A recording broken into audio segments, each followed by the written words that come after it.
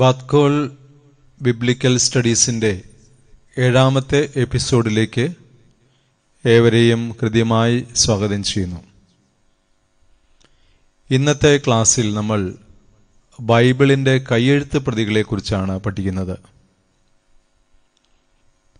വേദപുസ്തക പഠനത്തിൽ നമ്മൾ അഭിമുഖീകരിക്കുന്ന വലിയൊരു പ്രശ്നം ബൈബിളിൻ്റെ ഒറിജിനൽ പതിപ്പ് ആരുടെയും കയ്യിലില്ല എന്നുള്ളതാണ്. ഏകദേശം 3000 വർഷം മുമ്പ് ആരംഭിച്ച ഗ്രന്ഥരചന 1000 വർഷങ്ങൾ കൊണ്ട് പൂർത്തിയാക്കി നമ്മുടെ കയ്യിൽ കിട്ടിയിട്ട് 2000 വർഷത്തിലധികമാകുന്നു. മൂലലേഖകളിൽ നിന്ന് ആവർത്തിച്ച് പകർത്തപ്പെടുന്നതിൻ്റെ ഫലമായി പകർത്തെഴുത്തുകാരുടെ കൈപ്പിശുകളാൽ കോട്ടങ്ങൾ സംഭവിച്ചിരിക്കാനുള്ള സാധ്യതകൾ തള്ളിക്കളയാനായിട്ട് സാധിക്കില്ല. വചനഗ്രന്ഥത്തിലെ വള്ളിയും പുള്ളിയും മാറ്റാൻ പാടില്ല എന്ന നിയമമുണ്ടെങ്കിലും മാനുഷികമായിട്ടുള്ള പിഴവുകൾ സംഭവിച്ചിട്ടുണ്ടാവും എന്നതിന് സംശയമില്ല.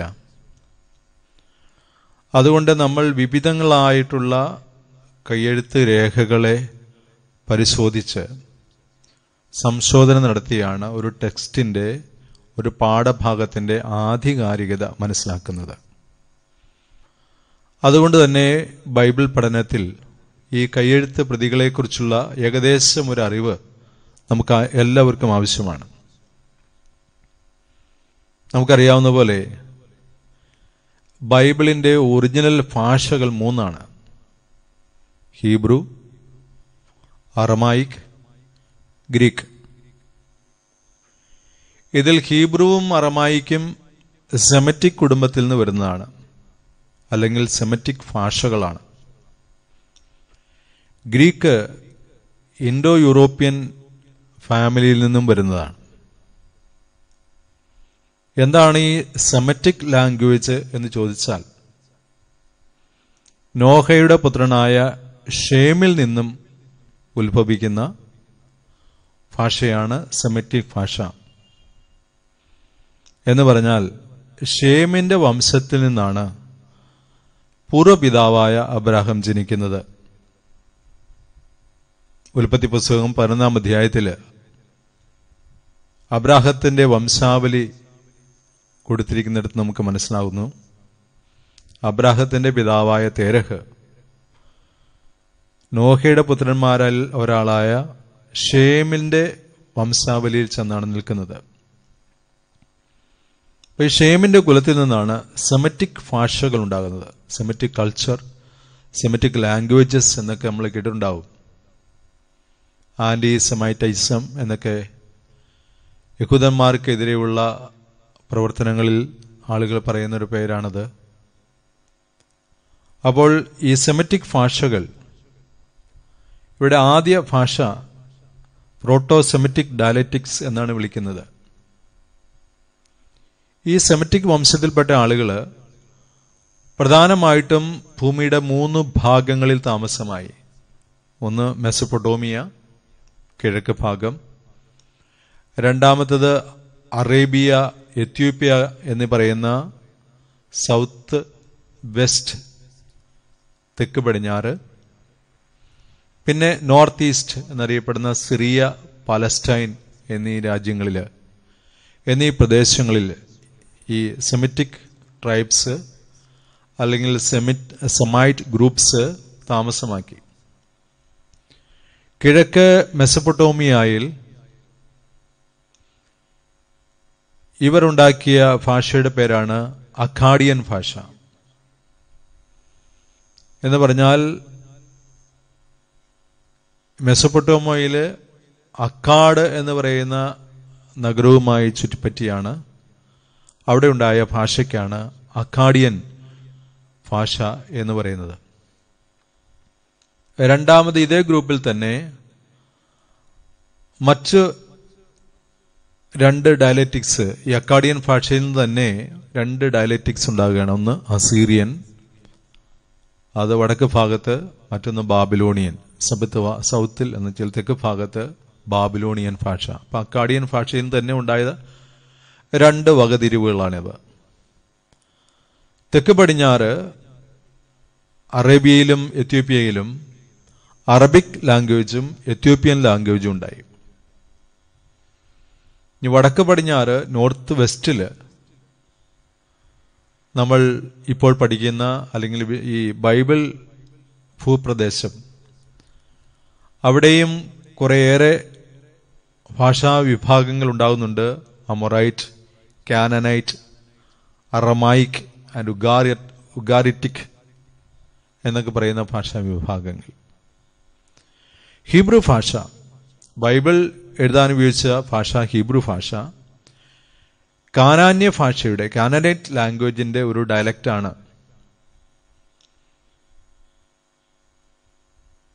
ഇസ്രായേൽക്കാര് കാനാൻ ദേശത്ത് കുടിയേറിയതിനു ശേഷം അവിടെ ഉണ്ടായിരുന്ന പലസ്തീനയിലുള്ള ആ കാനാനായക്കാരുമായി ബന്ധപ്പെട്ട് അവരിൽ നിന്ന് ലഭിച്ച ഭാഷയുടെ ഒരു മികച്ച ഫോമായിട്ടാണ് ഹീബ്രു ഭാഷയെ നമ്മൾ കാണുന്നത്. ഈ ഹീബ്രു ഭാഷ തന്നെയാണ് ഇന്നത്തെ ഇസ്രായേലിൽ കുറച്ച് മോഡേൺ ഹീബ്രു എന്ന് പറയുന്ന ഭാഷ അല്പം കൂടി വിശദീകരിച്ച് അല്ലെങ്കിൽ കുറച്ചുകൂടെ റിഫോംഡ് ആയ ഭാഷയാണ് ഇന്ന് ഈ സ്റ്റേറ്റ് ഓഫ് ഇസ്രായേൽ ഉപയോഗിക്കുന്ന, ഇസ്രായേൽക്കാർ ഉപയോഗിക്കുന്ന ഭാഷ ഹീബ്രു ഭാഷയാണ്. അപ്പോൾ ഇത്തരം ഭാഷകൾ ഇതെല്ലാം ഒരേ കുടുംബത്തിൽ നിന്ന് വരുന്ന ഭാഷകളാണ്. ഇനി നമ്മൾ അറമായ ഭാഷയെക്കുറിച്ച് പഠിക്കുകയാണ്. അറമായ ഭാഷ, അറമായിക്, BC 1000 ഏഷ്യയുടെ പടിഞ്ഞാറ് ഭാഗത്തു നിന്നും കടന്നു വന്ന നാടോടികളുടെ ഭാഷയാണിത്. അവരുടെ ഭാഷ അക്കാഡിയൻ ഭാഷയെ പിന്തള്ളി അസീരിയക്കാരുടെയും ബാബിലോണിയക്കാരുടെയും ഭാഷയായി മാറി. അത് ഇന്ത്യ വരെ എത്തുന്നുണ്ട് ഈ ഭാഷ. ഇന്ത്യയിലെ അശോക രാജാവിനെ കുറിച്ച് നമ്മൾ കേട്ടിട്ടുണ്ട്. മുഗൾ അശോക രാജാവ്, അദ്ദേഹത്തിൻ്റെ വിളംബരങ്ങളെക്കുറിച്ച് എഡിക്ട്സ് ഓഫ് അശോക എന്നൊക്കെ നമ്മൾ കേട്ടിട്ടുണ്ട്. അദ്ദേഹത്തിൻ്റെ എഡിക്ട്സ് അല്ലെങ്കിൽ വിളംബരങ്ങൾ പലതും അറമായ ഭാഷയിലാണ് നടത്തിയിട്ടുള്ളത്. ഈ ഭാഷയെ പലപ്പോഴും ഹീബ്രുവായിട്ടും സിറിയക്കായിട്ടും കൽഡയിക്കായിട്ടും കാൽദിയൻ ഭാഷയൊക്കെയായിട്ട് ആളുകൾ തെറ്റിദ്ധരിച്ചിട്ടുണ്ട്. പക്ഷെ അത് ശരിയല്ല എന്നുള്ളതാണ് പണ്ഡിത മതം. അറമായിക്ക് പല അവാന്തരങ്ങളായി പരിണമിച്ച് old Aramaic, imperial Aramaic, late Aramaic എന്നിങ്ങനെയുള്ള വകതിരിവുകളിൽ വളർന്നു വന്നു. ജൂയിഷ് അറമായിക് എന്ന് പറയുന്ന ഒരു അറമായിക് ഭാഷയും കൂടെ ഉണ്ടാകുന്നുണ്ട്. അറമായ ഭാഷ. നമ്മുടെ കർത്താവ് ഗലീലിയിൽ ആയിരുന്ന സമയത്ത് അല്ലെങ്കിൽ നസ്രത്തിൽ ജീവിച്ച കാലത്ത് ഗലീലിയൻ വെറൈറ്റി ഓഫ് ജൂയിഷ് അറമായിക്കാണ് സംസാരിച്ചത്. ജൂയിഷ് അറമായിക്കിന്റെ തന്നെ ഒരു ഗലീലിയൻ ചൊവ ഡയലക്റ്റ്. അതുകൊണ്ടാണ് പത്രോസിനോട് വാതിൽ കാവൽക്കാരി ചോദിച്ചത്, നിന്റെ സംസാര ഭാഷ, അവിടെ ഇരുന്നവർ ചോദിക്കുന്ന ഒരു ചോദ്യമുണ്ട്, നിന്റെ സംസാര ഭാഷ തന്നെ തെളിയിക്കുന്നു നീ ഒരു ഗലീലിയൻ ആണെന്ന്. ആ ജൂയിഷ് അറമായിക്കിലാണ് ഈശോ പറയുന്ന ഒരു വാക്ക് മർക്കോസ് എഴുതി വെച്ചിട്ടുള്ളത്, തലീത ഖൂമി, ബാലികെ എഴുന്നേൽക്കൂ. മർക്കോസ് വിശേഷ 5-ാം അധ്യായത്തിൽ 41-ാമത്തെ വാക്യം. അത് ജൂയിഷ് അറമായിക്കാണ്. ഇനി നമ്മൾ ഗ്രീക്കിനെ കുറിച്ച് പഠിക്കുകയാണ്. ഗ്രീക്ക് ഒരു ക്ലാസിക്കൽ ലാംഗ്വേജ് ആയിട്ട് മാറിയത് ഏഷ്യയിൽ പൊതുവായി വന്നത് അലക്സാണ്ടറിന്റെ പടയോട്ടത്തിലൂടെയാണ് നമുക്ക് എല്ലാവർക്കും അറിയാം. അലക്സാണ്ടർ രാജാവ് ഈജിപ്തും പലസ്തീനയും എല്ലാം കീഴടക്കി. അദ്ദേഹം ആ പടയോട്ടത്തിൽ ഇന്ത്യ വരെ വന്നിട്ടുണ്ട്. ആ ചരിത്രമെല്ലാം നമ്മൾ അറിയുന്നതാണ്. BC 336 മുതൽ 323 വരെയുള്ള കാലഘട്ടത്തിലാണ് അദ്ദേഹത്തിന്റെ ഇൻവേഷൻ, അദ്ദേഹത്തിന്റെ പടയോട്ടം. അദ്ദേഹത്തിന്റെ വരവോടുകൂടി ഗ്രീക്ക് ഭാഷ ഈ പ്രദേശങ്ങളെല്ലാം ഒരു സാധാരണക്കാരന്റെ ഭാഷയായിട്ട് മാറിയുണ്ടായി. എക്സൈൽ വന്ന ആളുകൾ, വിപ്രവാസം കഴിഞ്ഞു വന്ന യഹൂദന്മാർക്ക് ഗ്രീക്ക് ഭാഷ മാത്രമേ അറിയുണ്ടായിരുന്നുള്ളൂ.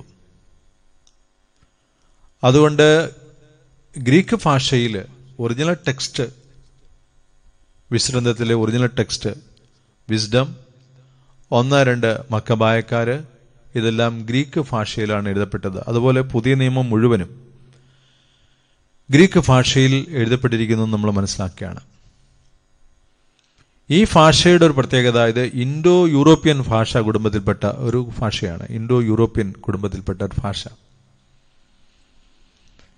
ഇതിന് ഒത്തിരി കുടുംബാംഗങ്ങളുണ്ട്, അല്ലെങ്കിൽ ഈ കുടുംബത്തിൽ ധാരാളം മറ്റ് ഭാഷകളുണ്ട്. Indo Iranian, Armenian, Balto Slavic, Celtic, Albanian, Hittite, Tocharian എന്നൊക്കെ പറയുന്ന ഭാഷകൾ. അതുപോലെ നമ്മുടെ ഇന്ത്യയിലെ സംസ്കൃത ഭാഷ ഈ കുടുംബത്തിൽപ്പെട്ട ഭാഷയാണ്. ഈ ഭാഷയുടെ പ്രത്യേകത, ഒരേ വാക്കിൽ നിന്നും പല തരത്തിലുള്ള ക്രിയാരൂപങ്ങൾ ഉണ്ടാക്കാൻ സാധിക്കും. പല ഭാവങ്ങൾ കൊടുക്കാനായിട്ട് ഒരേ ക്രിയയ്ക്ക് തന്നെ സാധിക്കും. ഒരു പദത്തിന് ഒരു ഉദാഹരണം പറഞ്ഞാൽ, ഫാർ എന്ന് പറയുന്ന ഒരു ക്രിയ, ഒരു വെർബ്, മലയാളത്തിൽ പറഞ്ഞാൽ ഭാരം വഹിക്കുക, ചുമടെടുക്കുക എന്നൊക്കെ അർത്ഥമാണ് അതിന് ഉള്ളത്.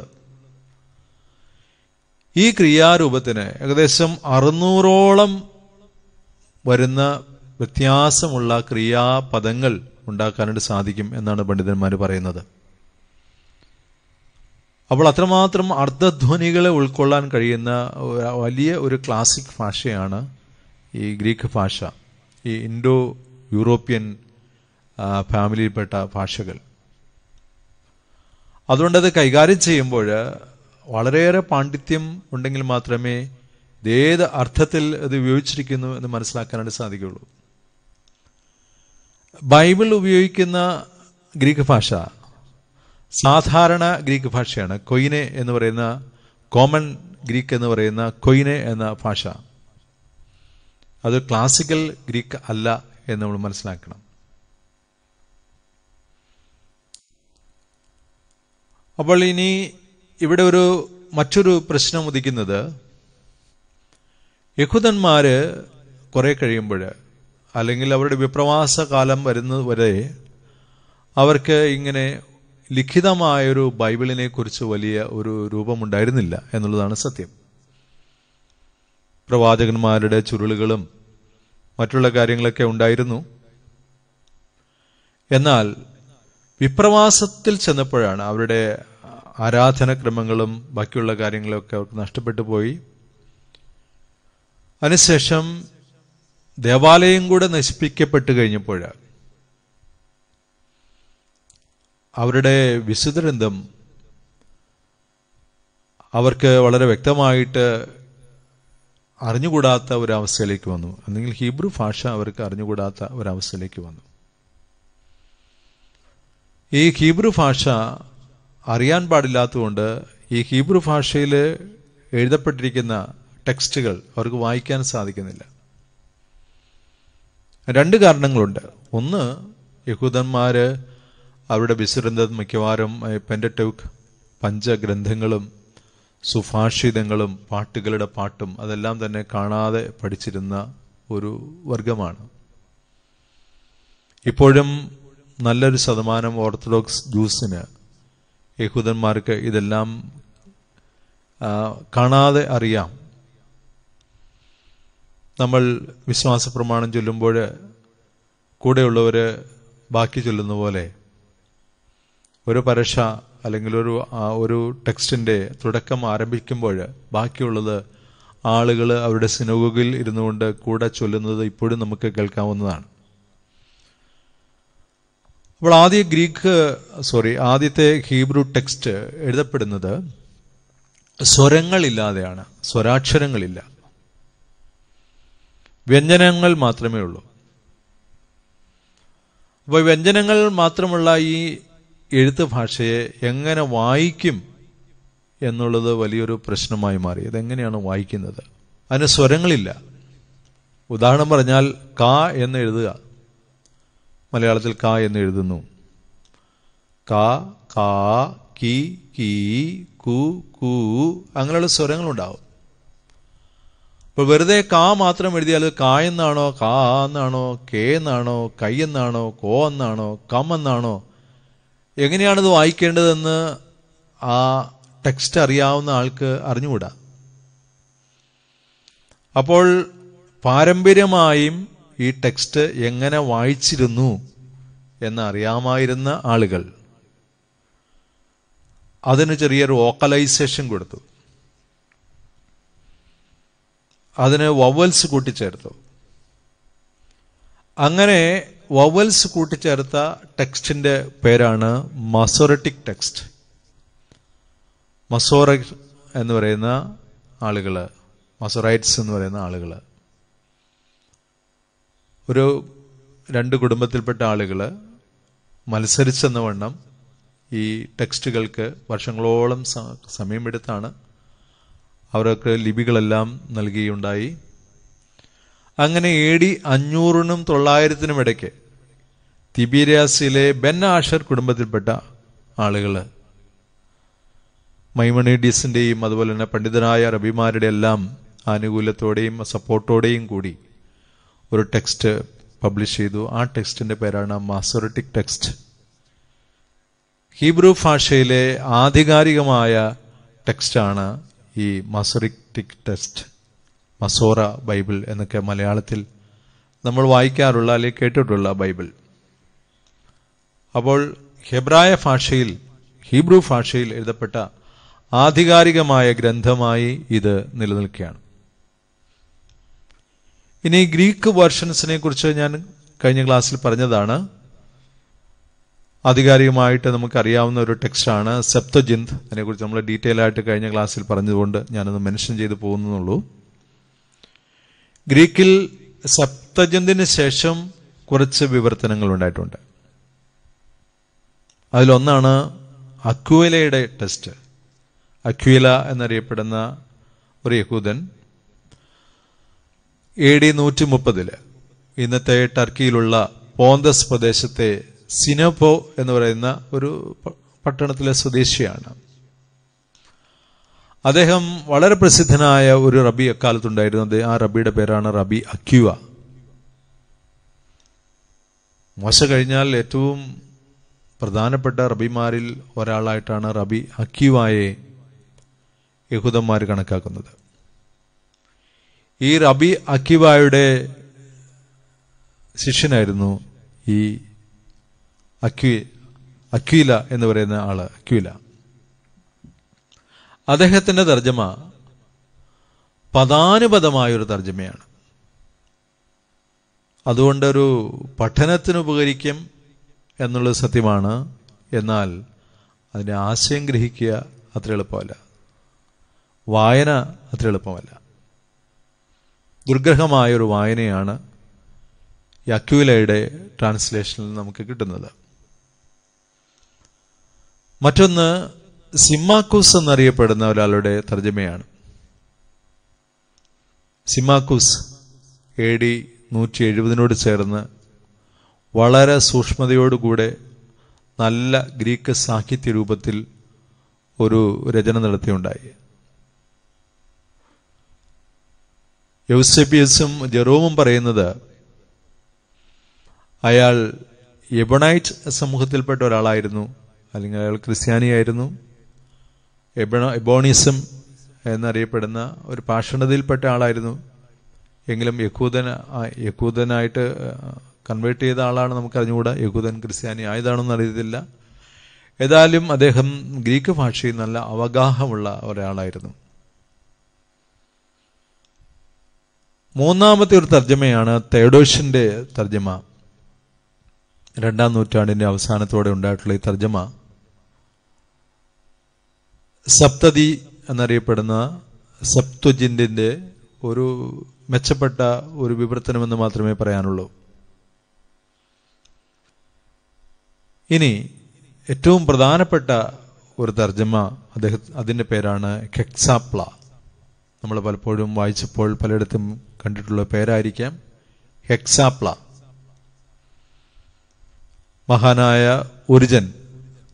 ഒറിജന്റെ സംഭാവനയാണ് ഹെക്സാപ്ല. അലക്സാണ്ട്രിയയിലെ പ്രസിദ്ധനായ ദൈവശാസ്ത്രജ്ഞനായിരുന്നു ഒറിജൻ.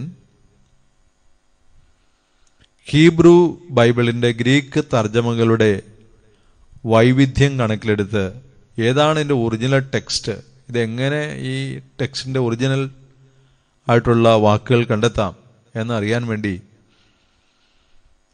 ക്രൈസ്തവരെ ബൈബിൾ പഠിപ്പിക്കാൻ വേണ്ടി, മാത്രമല്ല യഹൂദന്മാരുമായിട്ടുള്ള തർക്കത്തിൽ ഏതാണ് ഒറിജിനൽ ടെക്സ്റ്റ്, ഏതാണ് ബൈബിളിൻ്റെ ഒറിജിനൽ ഭാഷ, ഒറിജിനലായിട്ടുള്ള പദം ഏതാണ് എന്നറിയാനുള്ള അദ്ദേഹത്തിൻ്റെ, അറിയാനും അറിയിക്കുവാനുള്ള അദ്ദേഹത്തിൻ്റെ ത്വരയിൽ അദ്ദേഹം ഒരു ബൈബിൾ പകർത്തി എഴുതിയുണ്ടായി. അദ്ദേഹം ചെയ്തത് ഒരു പേജിൽ 6 കോളങ്ങളായിട്ട് തിരിച്ച്, ഒന്നാമത്തെ കോളത്തിൽ ഹീബ്രു ടെക്സ്റ്റ്, ഹീബ്രു ഭാഷയിലുള്ള പഴയ നിയമത്തിൻ്റെ ടെക്സ്റ്റ്. അക്കാലത്ത് പലർക്കും ഹീബ്രു ഭാഷ വായിക്കാൻ അറിയില്ലാത്തതുകൊണ്ട് ഗ്രീക്ക് ലിപിയിൽ ഹീബ്രു ടെക്സ്റ്റ്, ഇന്ന് നമ്മൾ ഇംഗ്ലീഷ് ലിപി വെച്ച് മലയാളം എഴുതുന്ന പോലെ ഗ്രീക്ക് ലിപിയിൽ ഹീബ്രു ടെക്സ്റ്റ്, പിന്നീട് അക്വിലായുടെ ട്രാൻസ്ലേഷൻ, പിന്നീട് സിമ്മാക്കോസിന്റെ ട്രാൻസ്ലേഷൻ, പിന്നീട് സപ്തതി അല്ലെങ്കിൽ സെപ്ത്വജിന്ത് എന്നറിയപ്പെടുന്ന ട്രാൻസ്ലേഷൻ, പിന്നീട് തെയോഡോഷ്യന്റെ ട്രാൻസ്ലേഷൻ. ഇങ്ങനെ 6 ട്രാൻസ്ലേഷൻസ് അടുക്കൽ ഇങ്ങനെ അടുപ്പിച്ച് വെച്ച് ഇതിലേതാണ് അത് തമ്മിലുള്ള കമ്പാരിസൺസും അദ്ദേഹത്തിൻ്റെതായ കമന്റുകളും എല്ലാം കൊടുത്തുകൊണ്ടുള്ള ഒരു ബൈബിൾ. അതാണ് ഹെക്സാപ്ല. വളരെ പ്രസിദ്ധമായ ഒരു ടെക്സ്റ്റാണിത്. മഹാനായ ജെറോം ലത്തീനിലേക്ക് ബൈബിൾ ട്രാൻസ്ലേറ്റ് ചെയ്യുമ്പോൾ ഈ ഹെക്സാപ്ല ഒറിജിനൽ ടെക്സ്റ്റ് കൺസൾട്ട് ചെയ്തിട്ടുണ്ടെന്നാണ് പറയുക. കേസറിയയിലെ ലൈബ്രറിയിൽ സൂക്ഷിച്ചിരുന്ന ഈ ടെക്സ്റ്റ് മുസ്ലിം ഇൻവേഷൻ ഉണ്ടായപ്പോൾ നഷ്ടപ്പെട്ടു പോയി. എന്നാലും മറ്റ് സഭാപിതാക്കന്മാരിൽ നിന്നുള്ള അവരുടെ കൊട്ടേഷൻസിൽ നിന്നും കുറേയേറെ പാഠങ്ങൾ നമുക്ക് ലഭിക്കുന്നുണ്ട് എന്നുള്ളൊരു ആശ്വാസമാണ്. ഇനി നമുക്ക് അറമായിക് ട്രാൻസ്ലേഷൻസിനെ കുറിച്ചാണ് നമ്മൾ ചിന്തിക്കുന്നത്. അറമായിക് ട്രാൻസ്ലേഷൻ, ഞാൻ ആദ്യം പറഞ്ഞതുപോലെ വിപ്രവാസത്തിൽ നിന്ന് തിരിച്ചെത്തിയ യഹൂദന്മാർക്ക് ഹീബ്രു ഭാഷ കൈകാര്യം ചെയ്യാനുള്ള കഴിവ് നഷ്ടപ്പെട്ടു. അപ്പോൾ ഹീബ്രു ഭാഷയിൽ വിശുദ്ധഗ്രന്ഥം സിനഗോഗുകളിൽ വായിച്ച്, അല്ലെങ്കിൽ ദേവാലയത്തിൽ ഹീബ്രു ഭാഷയിൽ വായിച്ച് അറമായ ഭാഷയിൽ തർജ്ജമ ചെയ്യപ്പെടേണ്ടതായിട്ട് വന്നു. ചിലര് ബാബിലോണിൽ തങ്ങിയ യഹൂദന്മാര് അറമായ ഭാഷയിൽ തന്നെ ബൈബിൾ ഉപയോഗിക്കാനും തുടങ്ങി. ഹീബ്രു ഭാഷയിൽ ടെക്സ്റ്റ് വായിച്ച ശേഷം ഭാഷാന്തരം ചെയ്യപ്പെട്ട് കൊടുക്കപ്പെട്ട വാമൊഴിയായി കിട്ടിയ ഈ കാര്യം പിന്നീട് അവർ രേഖ ആക്കി മാറ്റി എഴുതപ്പെടുകയാണ് ഉണ്ടായത്. ഇങ്ങനെ എഴുതപ്പെട്ട് കിട്ടിയ ടെക്സ്റ്റുകൾക്ക് പറയുന്ന പേരാണ് തർഗും. തർഗും എന്ന് പറഞ്ഞാൽ സിംഗുലറാണ്, ഏകവചനമാണ്. തർഗുമിം എന്ന് പറയുന്നാൽ പ്ലൂറൽ. ഈ തർഗും എന്ന വാക്ക് അറബി ഭാഷ വഴി നമ്മുടെ മലയാളത്തിലെത്തിയതാണ് തർജ്ജമ എന്ന് പറയുന്നത്. തർജ്ജമ എന്ന് തന്നെയാണ് തർഗും എന്ന വാക്കിന്റെ അർത്ഥം. കുറേയേറെ തർഗുമുകൾ നമ്മുടെ കയ്യിൽ ഇപ്പോൾ നമുക്ക് ലഭിച്ചിട്ടുണ്ട്. നിയോഫിത്തി 1, ജെറുസലേം 1, ജെറുസലേം 2, തർഗും ഓങ്കലോസ് എന്നറിയപ്പെടുന്ന തർജ്ജമകൾ എന്നുവെച്ചാൽ അറമായ ഭാഷയിൽ ഹീബ്രു ഭാഷയിലുള്ള ടെക്സ്റ്റിനെ അറമായ ഭാഷയിലേക്ക് അല്പം വിശദീകരിച്ച് ഒരു പഠനമെന്ന പോലെ, ഒരു വ്യാഖ്യാനം എന്ന വണ്ണം നൽകപ്പെടുന്നു. അപ്പോൾ ആദിമ ഓഡിയൻസ്, അക്കാലത്തുള്ള ഓഡിയൻസ് വിശുദ്ധഗ്രന്ഥത്തെ എങ്ങനെ മനസ്സിലാക്കി, എങ്ങനെ വ്യാഖ്യാനിച്ചിരുന്നു എന്ന് മനസ്സിലാക്കാനായിട്ട് ഈ തർഗുമുകൾ വളരെയേറെ ഉപകാരപ്പെടുന്നുണ്ട്. മറ്റത് ഇനി ഒന്നുള്ളത് സിറിയക് ട്രാൻസ്ലേഷനാണ്. സുറിയാനി ഭാഷയിലുള്ള ട്രാൻസ്ലേഷൻ ആ ട്രാൻസ്ലേഷൻ്റെ പേരാണ് പെഷീത്ത. നമ്മളെല്ലാം കേട്ടിട്ടുള്ള ഒരു ട്രാൻസ്ലേഷനാണ്. സുറിയാനി ക്രൈസ്തവരുടെ ഇടയിൽ പഴയ നിയമം സാധാരണ സുറിയാനിയിലേക്ക് പരിഭാഷപ്പെടുത്തി. അതിനെ പെഷീത്ത എന്ന് വിളിക്കുന്നത്. വളരെ ലളിതമെന്നാണ് ഈ വാക്കിൻ്റെ അർത്ഥം, സിമ്പിൾ വെർഷൻ. ടൈഗ്രിസ് നദിക്ക് കിഴക്കുള്ള സിറിയൻ യഹൂദ സമുദായത്തിൻ്റെയോ സിറിയൻ യഹൂദ ക്രൈസ്തവരുടെയോ ഉപയോഗത്തിനായി ഉണ്ടായി എന്നാണ് വിദഗ്ധ അഭിപ്രായം. കാരണം ഇതിന് മസോറിറ്റിക് ടെക്സ്റ്റിനോടാണ് താതാത്മ്യമുള്ളത്. ഒരു സെമിറ്റിക് ലാംഗ്വേജിൽ നിന്നും മറ്റൊരു ലാംഗ്വേജിലേക്ക് ഉള്ള തർജ്ജമയായതിനാൽ ഇതിന് കൂടുതൽ പ്രാധാന്യമുണ്ട്. ഇനിയുള്ളത് ലാറ്റിൻ ട്രാൻസ്ലേഷനാണ്, ലത്തീൻ. 2-3 നൂറ്റാണ്ടുകളിൽ ഗ്രീക്ക് ഭാഷയാണ് റോമിൽ ഉപയോഗിച്ചിരുന്നത്. സഭാപണ്ഡിതനായ വിശുദ്ധ ഹിപ്പോളിറ്റസിന്റെ രചനകളും ഗ്രീക്ക് ഭാഷയിലാണ് ഉണ്ടായിട്ടുള്ളത്. എന്നാൽ കിഴക്കൻ റോമൻ സാമ്രാജ്യത്തിന്റെ ഭാഗമായ ആഫ്രിക്കയിൽ ലത്തീൻ ഭാഷ ഉപയോഗിച്ചിരുന്നു. സെപ്തജിന്റിൽ നിന്നും അവർക്ക് വേണ്ടി, ഈ ലത്തീൻ ഭാഷ സംസാരിച്ചുകൊണ്ടിരുന്ന ആളുകൾക്ക് വേണ്ടി ഒരു ലാറ്റിൻ വേർഷൻ, ഒരു ലത്തീൻ ട്രാൻസ്ലേഷൻ ഉണ്ടായി. അതിൻ്റെ പേരാണ് വേത്തൂസ് ലത്തീന, ദ ഓൾഡ് ലാറ്റിൻ എന്നാണ് അതിൻ്റെ പേര്. കാലങ്ങൾ കഴിഞ്ഞപ്പോൾ ഈ കിഴക്കൻ സഭയും പടിഞ്ഞാറൻ സഭയും തമ്മിൽ പല കാര്യങ്ങൾക്കും, പ്രത്യേകിച്ച് ക്രിസ്റ്റോളജിക്കൽ കോൺട്രവേഴ്സീസ് ഉണ്ടായപ്പോൾ പല കാര്യങ്ങൾക്കും സംവാദങ്ങൾ ആവശ്യമായി വന്നു. അപ്പോൾ അവർക്ക് പൊതുവെ ഉപയോഗിക്കാൻ പറ്റിയ ഒരു ബൈബിൾ ഉണ്ടായിരുന്നില്ല. അപ്പോൾ പോപ്പ് ഡമാസസ് ഒന്നാമൻ പണ്ഡിതനായ വിശുദ്ധ ജെറോമിനെ ലത്തീനിലേക്ക് വിശുദ്ധഗ്രന്ഥം ട്രാൻസ്ലേറ്റ് ചെയ്യാനായിട്ട് നിയോഗിച്ചു.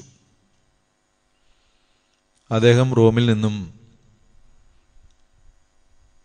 ജെറുസലേമിൽ വന്ന് ബെത്ലഹേമിൽ ഉണ്ണീശോ പിറന്ന ആ ഗുഹയുടെ ഉള്ളിൽ തന്നെ താമസിച്ച് വിശുദ്ധ ഗ്രന്ഥം പരിഭാഷ ചെയ്തു. അദ്ദേഹം ലത്തീൻ, ഗ്രീക്ക്, ഹീബ്രു ഭാഷകളിൽ വളരെ നിപുണനായിരുന്നു. AD 405 അദ്ദേഹം തൻ്റെ തർജ്ജമ പൂർത്തിയാക്കിയതാണ് ദ വൾഗേറ്റ്, അല്ലെങ്കിൽ ഉൾഗാത്ത എന്ന് ലത്തീനിൽ പറയുന്ന ദ വൾഗേറ്റ് എന്ന ടെക്സ്റ്റ്. ഹീബ്രു ഭാഷയിൽ നിന്നും ഉള്ള ഈ തർജ്ജമ ക്ലാസിക്കൽ ഗ്രീക്കിനോട് കിടപിടിക്കുന്ന ഒരു തർജ്ജമയായിരുന്നു. ട്രെന്തോസ് വന്നപ്പോഴേക്കും ഈ ടെക്സ്റ്റിനെ, ജെറോമിന്റെ ഈ ടെക്സ്റ്റിനെ 1546 സഭയുടെ ഔദ്യോഗിക വേദപുസ്തകമായി പ്രഖ്യാപിക്കുക. പണ്ഡിതോചിതമായ ഈ കൃതി സാധാരണക്കാരന്റെ വേദപുസ്തകമായി തീരുകയാണ് ഉണ്ടായത്. അതാണ് വൾഗേറ്റിന്റെ പ്രത്യേകത. ഇത് തുടക്കത്തിൽ ഒത്തിരിയേറെ ആളുകൾക്ക് താല്പര്യമില്ലാതിരുന്നൊരു ടെക്സ്റ്റാണ്, അല്ലെങ്കിൽ തർജ്ജമയാണ്. വിശുദ്ധ ജെറോമിന്റെ സമകാലികനായിരുന്ന വിശുദ്ധ അഗസ്തീനോസിന് ഈ തർജ്ജമയോട് വളരെയേറെ ഇഷ്ടക്കുറവുണ്ടായിരുന്നു എന്ന് ചരിത്രം വായിക്കുമ്പോൾ നമുക്ക് മനസ്സിലാവും. പക്ഷെ പിന്നീട് ആളുകൾ പരിശോധിക്കുമ്പോൾ, പഠനത്തിൽ ഉപയോഗിക്കുമ്പോഴും വളരെ നല്ല ഒരു ടെക്സ്റ്റായിട്ട്, വിശ്വസനീയമായൊരു ടെക്സ്റ്റായിട്ട് ജെറോമിന്റെ ടെക്സ്റ്റിനെ തിരഞ്ഞെടുക്കുകയുണ്ടായി.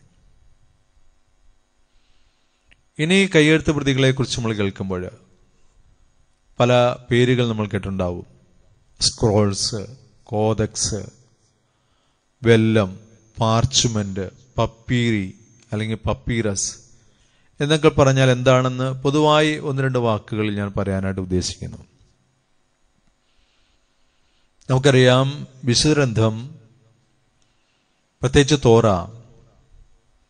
സിനഗോഗുകളിലും ആരാധനാക്രമത്തിനുമായും ആയിട്ടാണ് ഉപയോഗിച്ചിരുന്നത്.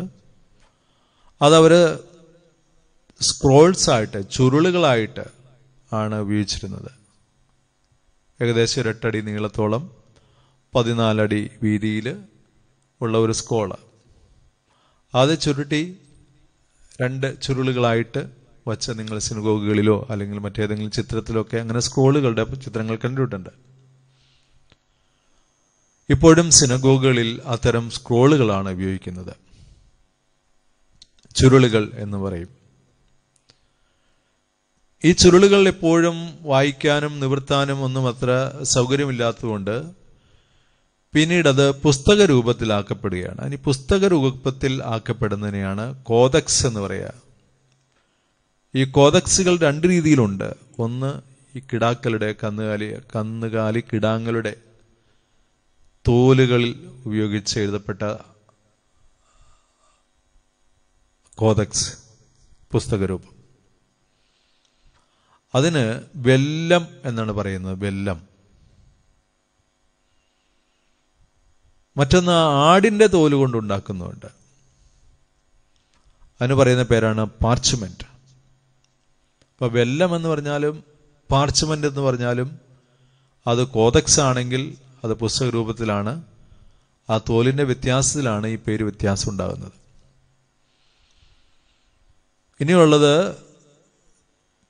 പപ്പീറസ് ചെടിയിൽ നിന്നുണ്ടാക്കിയ ആദ്യത്തെ നമ്മുടെ പേപ്പർ എന്ന് പറയാൻ പറ്റില്ല, എന്നാൽ പപ്പീറസ് ഈജിപ്തിലൊക്കെ പോയിട്ടുള്ളവർക്ക് മ്യൂസിയത്തിൽ ചെല്ലുമ്പോൾ കാണാൻ പറ്റുന്നതാണ്. പപ്പീറസിന്റെ ചെടിയിൽ നിന്നുണ്ടാക്കിയ പേപ്പർ പോലുള്ള വസ്തുക്കൾ, ക്യാൻവാസ് പോലെ ഇരിക്കുന്ന അതിൽ എഴുതിയിട്ടുള്ള മാനുസ്ക്രിപ്റ്റ്സ്, കൈയെഴുത്ത് പ്രതികളുണ്ട്. ആ പ്രതികളെയാണ് പപ്പീറസ് പ്രതികൾ, കൈയെഴുത്ത് പ്രതികൾ എന്ന് വിളിക്കുന്നത്. ബിബ്ലിക്കൽ പപ്പീരി എന്ന് ടെക്നിക്കൽ ലാംഗ്വേജിൽ പറയും. അപ്പോൾ കൈയെഴുത്ത് പ്രതികൾ, പ്രധാന കൈയെഴുത്ത് പ്രതികൾ ഇതൊക്കെയാണ്. ഗ്രീക്ക് ഭാഷയിലുള്ള കൈയെഴുത്ത് പ്രതികൾ, അറമായിക് ഭാഷയിലുള്ള കൈയെഴുത്ത് പ്രതികൾ, ലത്തീൻ ഭാഷയിലുള്ള കൈയെഴുത്ത് പ്രതികൾ, മസോറട്ടിക് ടെക്സ്റ്റ്, ഇങ്ങനെയൊക്കെയുള്ള കൈയെഴുത്ത് പ്രതികളാണ് നമ്മുടെ കയ്യിലുള്ളത്. ഇപ്പോൾ ഏകദേശത്തോളം 6000-ഓളം അടുത്തുള്ള കൈയെഴുത്ത് പ്രതികൾ, ബൈബിളിന്റെ കൈയെഴുത്ത് പ്രതികൾ, പൂർണ്ണമായിട്ടുള്ളതല്ല, പൂർണ്ണമായിട്ടും അപൂർണമായിട്ടുമുള്ള എല്ലാം പഠനത്തിനായിട്ട് നമുക്ക് ലഭ്യമാണ്. അപ്പം ഇത്രയേറെ കൈയെഴുത്ത് പ്രതികൾ ഉണ്ട് എന്ന് നമ്മൾ മനസ്സിലാക്കണം.